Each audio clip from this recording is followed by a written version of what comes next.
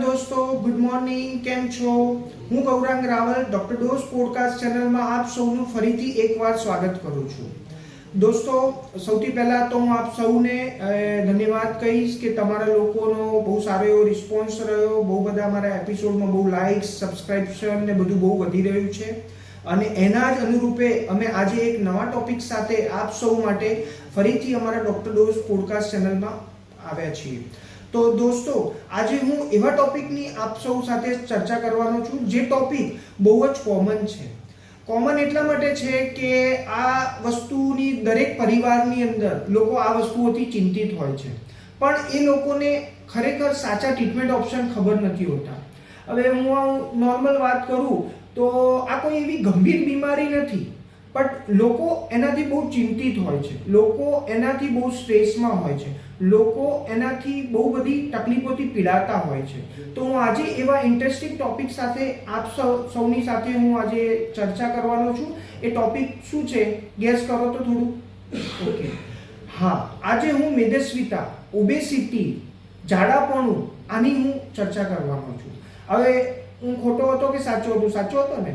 હા, કારણ કે મેદસ્વીતા તો હર પરિવારમાં કોઈને હોતું હોય છે। નાના બાળકો હોય, મોટા હોય, યંગ એજના હોય, બધા લોકો આ વસ્તુઓથી એકચ્યુઅલી પીડાતા હોય છે, ચિંતિત હોય છે, પણ એમના ઓપ્શન્સ પણ એ લોકોને સાચા ખબર નથી હોતા। તો આજે આપણે એમના સાચા ટ્રીટમેન્ટ ઓપ્શન વિશે, મેદસ્વીતા શું હોય છે એના વિશે ડિસ્કસ કરીશું અને ખરેખર મેદસ્વીતાથી આપણે કેવી રીતે બચી શકીશું એના વિશે વાત કરીશું। તો મેદસ્વીતાને જનરલી જેવી રીતે આપણે કોઈ પણ વસ્તુ હોય, આપણું નામ હોય તો એને આપણે પરિવારમાં સરનેમ સાથે એને આપણે માનીએ, ફાધર્સ નેમ સાથે માનીએ અને આપણા નામ સાથે માનીએ।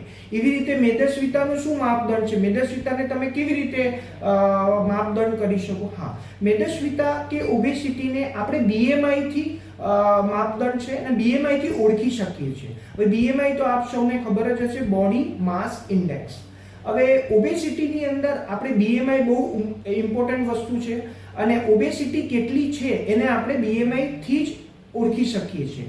તો જનરલી હું હેલ્ધી લોકોની BMI ની વાત કરું તો હેલ્ધી લોકોની BMI આપણે કેવી રીતે નક્કી કરીશું?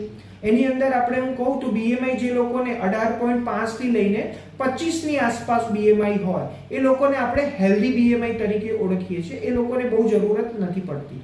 હવે BMI નું ક્લાસિફિકેશનની વાત કરું તો જે લોકોને 26 થી 30 BMI હોય એ લોકો ઓવરવેટ કેટેગરીની અંદર હોય છે, એ લોકોને BMI ઓવરવેટ કેટેગરી કહેતા હોઈએ છીએ। હવે જે લોકોનું BMI 30 થી 35 ની વચ્ચે હોય એ લોકો ઓબેસિટી BMI ની અંદર એન્ટર થતા હોય છે। પછી જે લોકોનું BMI 35 થી વધારે એટલે 36 થી લઈને 40, 45 કે એનાથી બી વધારે હોય એ લોકો સુપર ઓબેસિટી અથવા ઓબેસિટી ક્લાસ 2 ની અંદર આપણે એને ક્લાસિફાઈ કરતા હોઈએ છીએ। હવે દોસ્તો મેં તમને કીધું કે હેલ્ધી BMI એટલે કેટલું? 18.5 to 24.5 એટલે 18.5 થી લઈને 24.5 BMI હેલ્ધી લોકો છે, એમને કઈ જરૂર નથી હોતી। હવે BMI ઓવરવેટની આપણે વાત કરીએ, જે ક્લાસિફિકેશન 2 હતું જેને આપણે ઓવરવેટ કેટેગરી BMI કહેતા હતા, જે હોય છે 25 થી લઈને 30 BMI સુધી। તો એ કેટેગરીના બહુ બધા લોકો આપણા પરિવારની અંદર, સામાજિક જગ્યા જઈએ તો બહુ બધા હોય છે। હવે તમે જોયું હશે કે અમુક લોકોને ખાલી પેટના ભાગમાં ચરબી હોય કે અમુક જ ભાગની અંદર ચરબી હોય છે અને થોડું ઓવરવેટ બી અમુક જ જગ્યા હોતું હોય છે। તો એને આપણે છે ને કયા ટ્રીટમેન્ટ ઓપ્શનથી એને આપણે ક્યોર કરી શકીએ કે એને આપણે બચી શકીએ? તો એવા લોકોમાં સૌથી પહેલું તો ડાયટ। એ લોકો ડાયટની અંદર એ લોકોને આખો પ્લાન હોવો જોઈએ, કેટલું વસ્તુ ખાવું, ક્યારે ખાવું, કેટલા સમય ખાવું અને કયો ખોરાક લેવો જોઈએ। બીજી વસ્તુ છે ફિઝિકલ એક્સરસાઇઝ। ફિઝિકલ એક્સરસાઇઝમાં બી બહુ બધા પ્રકાર છે, જેવી રીતે જોગિંગ કરવું, રનિંગ કરવું, જીમમાં જવું, રાઈટ, અમુક જીમની અંદર એવી હેવી વેટની એક્સરસાઇઝ કરવી, આ બધી વસ્તુઓથી પણ એ લોકો 25 થી 30 BMI ની વચ્ચે એ લોકો ઓબેસિટીને કંટ્રોલ કરી શકે છે। હવે ત્રીજો ક્લાસની વાત કરું તો ઓબેસિટી BMI ક્લાસમાં પણ ઓબેસિટી હોય તો હું એની વાત કરું। જે લોકો જીમ, ડાયટ, એક્સરસાઇઝ, બરોબર, પછી ડાયટ હોય, પછી અમુક પાવડર્સ હોય, આ બધું ટ્રાય કર્યું હોય પણ એ લોકોનું થોડો સમય વજન ઘટે છે પણ પછી પાછું વજન વધી જાય છે, તો એ કેટેગરીને આપણે કહીએ છીએ ઓબેસિટી ક્લાસ 1.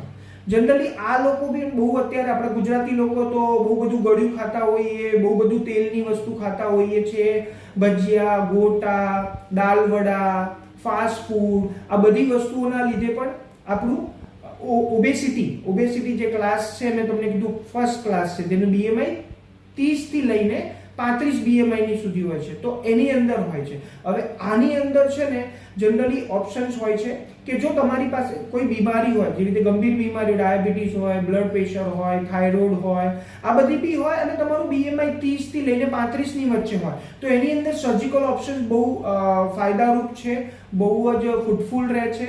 અને એની અંદર અને આ બધી સર્જરી, બેરિયાટિક સર્જરી જેને કહેવાય છે, અને સર્જરી પણ બહુ બધી સેફ છે, એની અંદર કોઈ એટલા બધા ડ્રોબેક્સ નથી, રાઈટ. અને તમારું જે ટાર્ગેટેડ વેટ હોવું જોઈએ એ પણ આ સર્જરીથી મેન્ટેન રહેતું હોય છે, અને લોંગ ટાઈમ માટે, એવું નહીં કે 1-2 મહિનામાં ઓછું થઈ ગયું પછી પાછું વધી ગયું.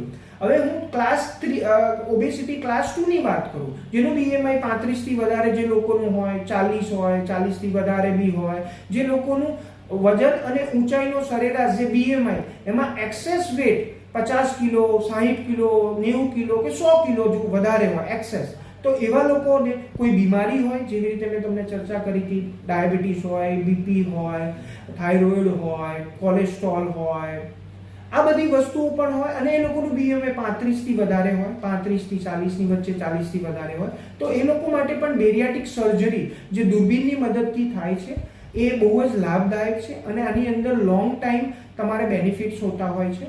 હવે આ અમુક લોકો મને ક્વેશ્ચન બહુ બધા કોમન પૂછતા હોય છે કે સાહેબ અમારે બેરિયાટિક સર્જરી અમે કરાવીએ તો અમારું પરમાનન્ટ વજન ઘટી જશે? હા, પરમાનન્ટ વજન ઘટી જશે, પણ સર્જરીના બીજા દિવસથી નહીં. એના માટે 6 થી 8 મહિનાનો સમય હોય છે. એ ગ્રેજ્યુઅલી વજન ઘટતું હોય છે. ફોર એક્ઝામ્પલ, ફર્સ્ટ મંથની અંદર 10 કિલો ઓછું થયું, બીજા મહિનામાં 5 કિલો ઓછું થયું, પછી ત્રીજા મહિનામાં બીજા 10 કિલો ઓછું થયું, એવું ગ્રેજ્યુઅલી 6 થી 8 મહિના સુધી તમારું ટાર્ગેટેડ જે વેટ હોવું જોઈએ. ફોર એક્ઝામ્પલ 80 કિલો તમારે વજન ઘટાડવાની જરૂર છે, એક્સેસ વેટ છે તમારું હાઈટ પ્રમાણે, તો એ તમારું 6 થી 8 મહિનામાં કંટ્રોલ થઈ જાય છે, અને ફરીથી તમારું વજન વધતું નથી. એ જ આ બેરિયાટિક સર્જરીનો મેઇન ફાયદો છે. અને આજકાલ તો બેરિયાટિક સર્જરી બહુ બધા લોકો કરાવે છે, પણ હા, બેરિયાટિક સર્જરી એક અનુભવી ડોક્ટર, ઇન્ફ્રાસ્ટ્રક્ચર હોવું જોઈએ, ઓપરેશન થિયેટરથી માંડીને ઇક્વિપમેન્ટ હોવા જોઈએ, ટેકનિકલ ટીમ હોવી જોઈએ, આ બધી વસ્તુઓથી સફળ થતી હોય છે. તો મેં તમને પહેલા જ એપિસોડમાં કીધું છે, કઈ 3 વસ્તુઓથી આપણી ટ્રીટમેન્ટ સારી બની શકે? તો અનુભવી ડોક્ટર, ટેકનોલોજી, અને ત્રીજી વસ્તુ શું છે? ક્વોલિટી એટલે NABH, એટલે NABH હોસ્પિટલ હોવું જોઈએ, બેરિયાટિક સેન્ટર, અનુભવી ડોક્ટર હોવા જોઈએ, અને એની આખી ટીમ હોવી જોઈએ જે એક્સપિરિયન્સ હોય. તો આ 3 વસ્તુઓથી બેરિયાટિક સર્જરી તમે સફળતા મેળવી શકો છો. અને બાકીની જે બી ગંભીર બીમારીઓ હોય, જેવી BP, ડાયાબિટીસ, થાઇરોઇડ, કોલેસ્ટ્રોલ, આ પણ આ બેરિયાટિક સર્જરીની મદદથી તમે ક્યોર કરી શકો છો. તો હું આશા રાખું છું આપ સૌને આ ઇન્ટરેસ્ટિંગ સબ્જેક્ટ આજનો ઓબેસિટી અને તેના ટ્રીટમેન્ટ ઓપ્શન્સ બહુ જ સારા લાગ્યા હશે. તો પ્લીઝ અમારી podcast channel doctor dose podcast channel જો તમે સબસ્ક્રાઇબ ના કર્યું હોય તો આજે જ સબસ્ક્રાઇબ કરો, અને આવા નવા ટોપિક, નવા ઇન્ટરેસ્ટિંગ ટોપિક સાથે હું ફ્રીમાં આપની સાથે આ અમારા ડોક્ટર ડોઝ પોડકાસ્ટ ચેનલમાં ફરીથી મળીશ. આભાર દોસ્તો, ધન્યવાદ, થેન્ક યુ.